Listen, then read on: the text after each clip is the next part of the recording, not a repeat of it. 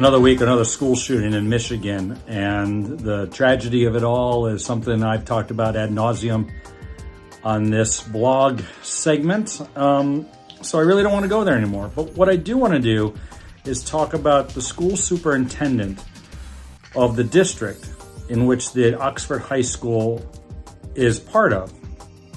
And the statement that he made not long after the shooting, where he defended the school counselors in their previous interactions with the alleged shooter and how they decided that discipline wasn't warranted and that he could return to the classroom. That's a big bone in contention.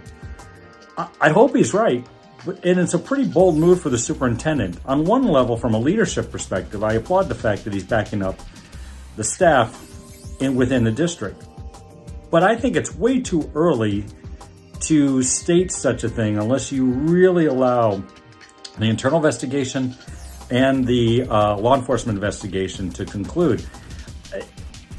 He's put himself into a position that if it is uncovered, either in criminal or in civil litigation, which undoubtedly will happen, that there is something that the counselors missed, that there is something that the officials should have looked at and didn't, that allowed at least someone in part to have this event occur on campus, is going to make the superintendent not only eat his words, but create a bigger liability for the district, disparage the reputation of the district even further, and likely will cost his job.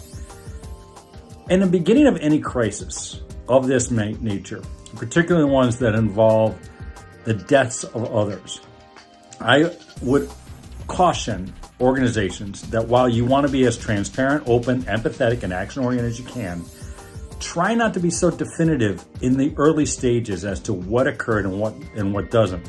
Every time, the first facts as you get them are generally incomplete, if not completely wrong. It's chaos. And for this superintendent to come out there on a limb and state unequivocally that there's nothing the counselors wouldn't do puts him in a spot. I hope he's right.